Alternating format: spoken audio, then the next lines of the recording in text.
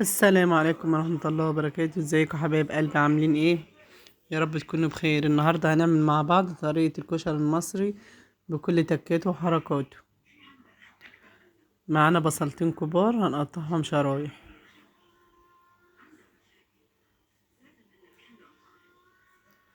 اللهم صل على النبي.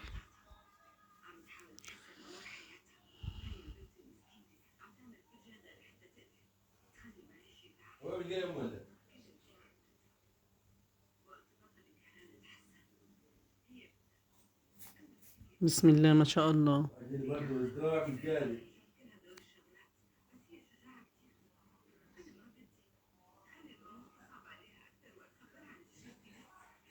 نحاول نقطع البصل رفيع على قد ما نقدر.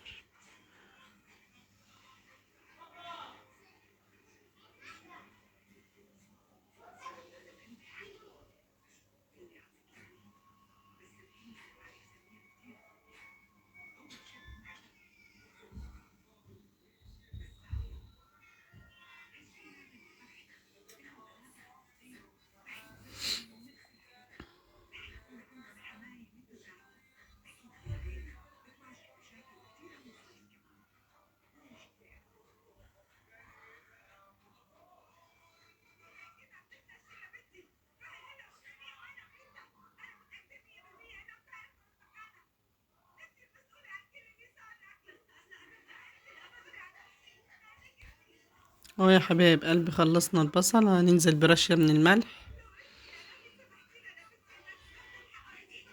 نحاول نفرفرهم كده من بعضين.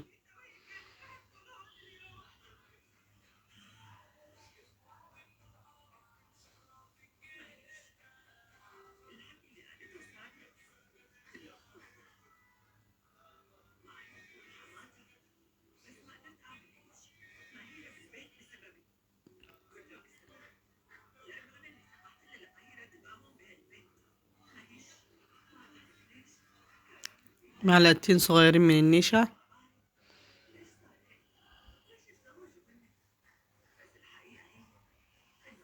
وهننزل بمعلقتين برضو صغيرين من الدقيق.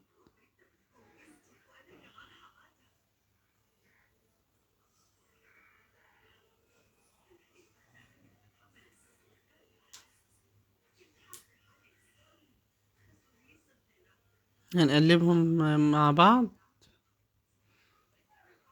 حاجة كده، اللهم بارك.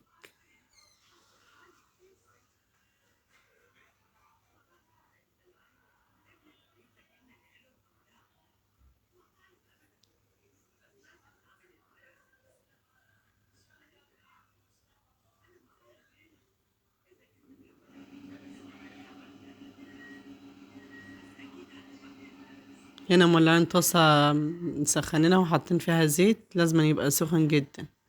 ننزل بالبصل.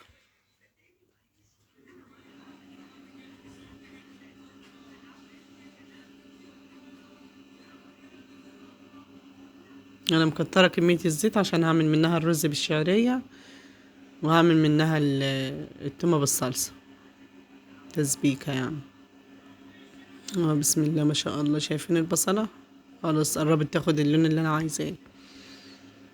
لما توصل للون ده نفضل نقلب فيها عشان تتوحد، تبقى يعني كلها لون واحد، ما تبقاش في لسه في بصلة ما استوتش وبصلة استوت. انا حاطين المية بتاعت المكرونة لسه ما غليتش.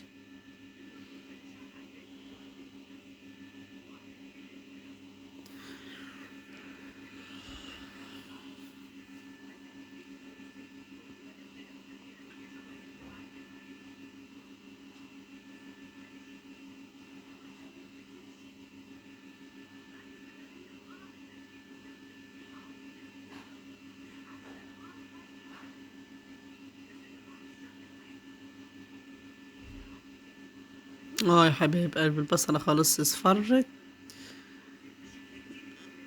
طلعناها على مصفى عشان تفضل مقرمشة حاجة كده. بسم الله ما شاء الله.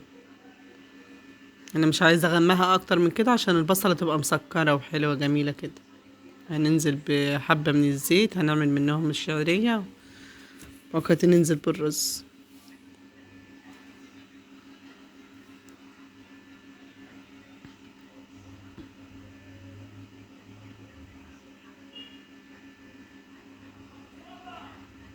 مفيش اسهل من الكشري. طريقته سهلة جدا اهو يا حبايبي. المية غليت، حاطين ملح وزيت في المية، هننزل بالمكرونة.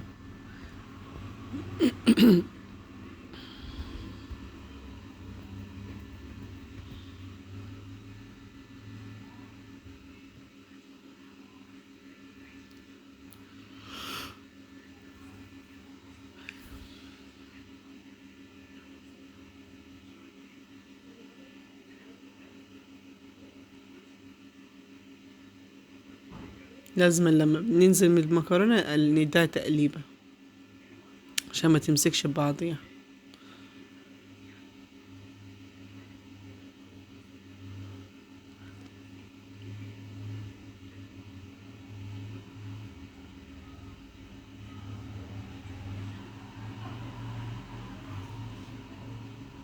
ننزل بالشعرية.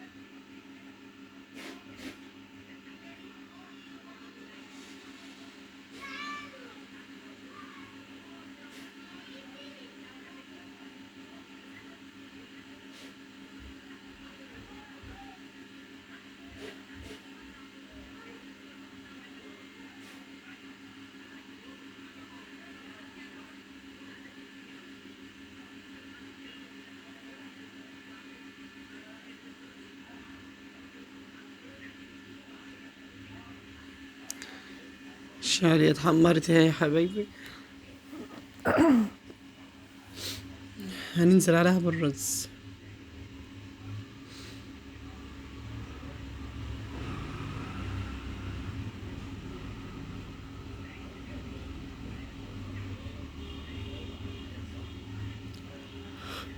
لازم نغلفه الرز بالشعرية لحد يعني ما يعمل يتغلغل كده بالزيت.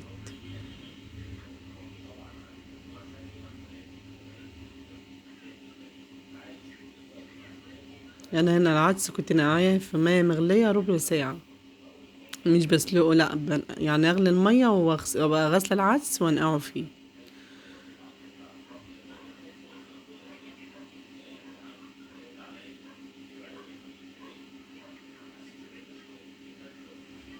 نديله تقليبتين كده.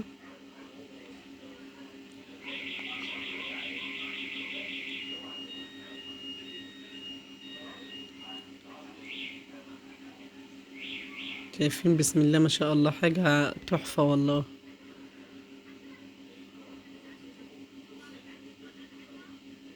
واحدة ماجي.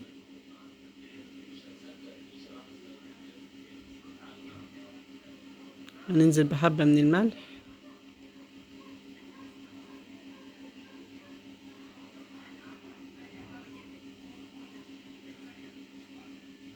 عشان نزود المية عشان ما يعجنش، يبقى طالع مفرفر كده معانا الرز وجميل، مش مستوي أوي معجن لا.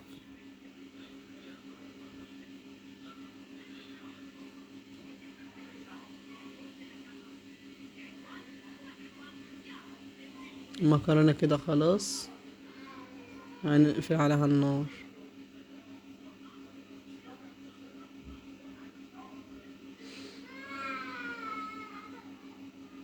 ننزل بحبة زيت على المكرونة بعد ما اتسلقت وصفيناها من المية، هتفضل مفرفرة معانا لحد ما نيجي يعني لآخر طبق ان احنا بنحطه، هيفضل المكرونة مفرفرة معانا بسبب الزيت اهو، تبقى طعمها تحفة.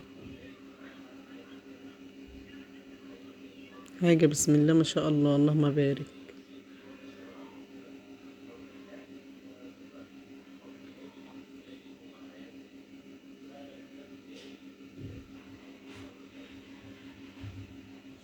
المكرونة برضو يا بنات يعني ما تتسلقش قوي على اخرها عشان ما تعجنش، لأن لازم نبقى واقفين جنبيها واحنا بنعملها عشان ما تتعجنش مننا. هننزل اهو يعني في الطاسة دي نزلنا بمعلقة من التوم في نفس الزيت برضو.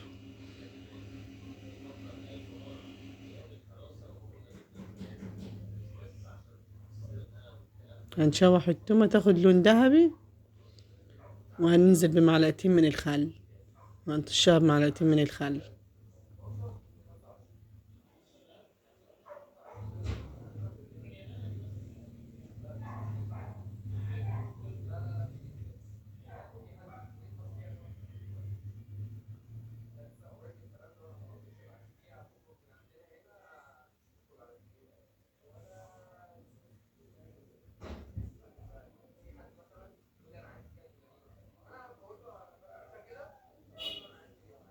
خلاص خدت اللون الذهبي معانا.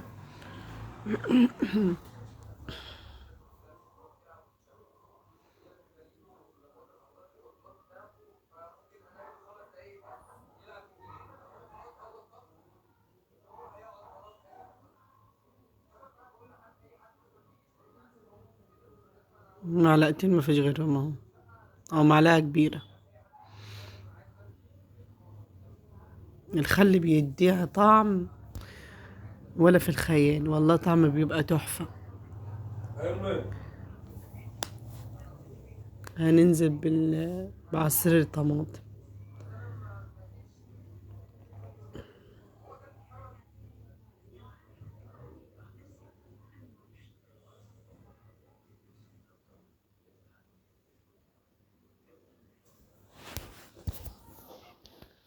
هننزل بمعلقة كبيرة من السكر،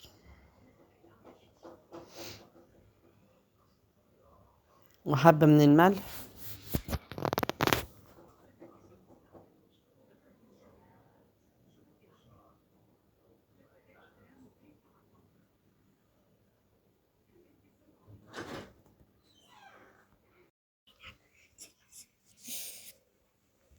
اه يا حبايب قلبي، نزلنا بمعلقة من الكمون صغيرة ومعلقة من الفلفل الأسمر.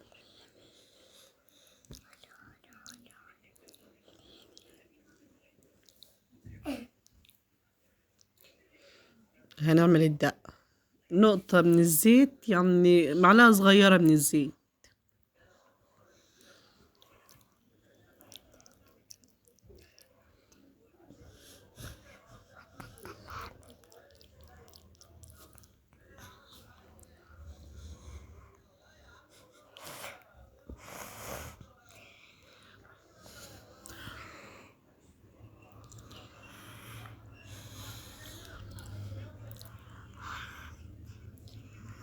هننزل بمعلقة من التوم،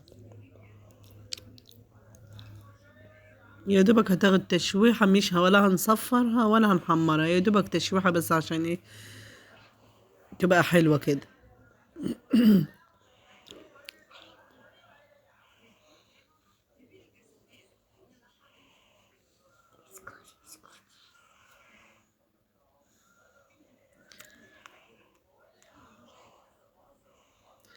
هننزل بحبة مية، وبعد كده هننزل عليها بالخل.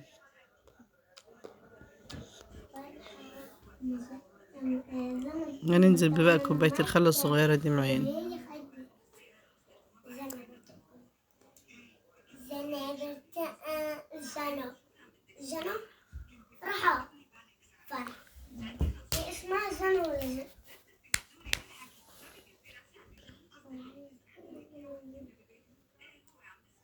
هنحط لها برضو الدقة، حبة من الكمون، معلقة صغيرة، ومعلقة من الفلفل الأسمر.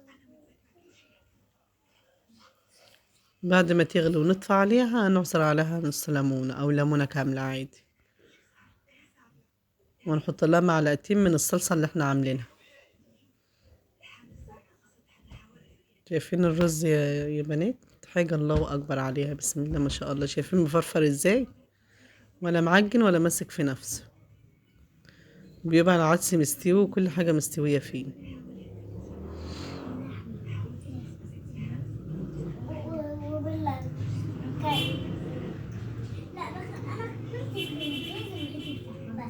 هنا انا كنت عامله شط الزيت، بس ما الكاميرا للاسف التليفون كان فصل. فلو عجبكم الفيديو ما تنسوش اللايك والاشتراك عشان يوصلكم كل جديد. بحبكم في الله.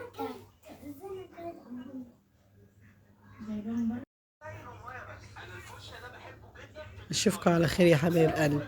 ربنا يحسن ما بين ايدينا وايديكم يا رب.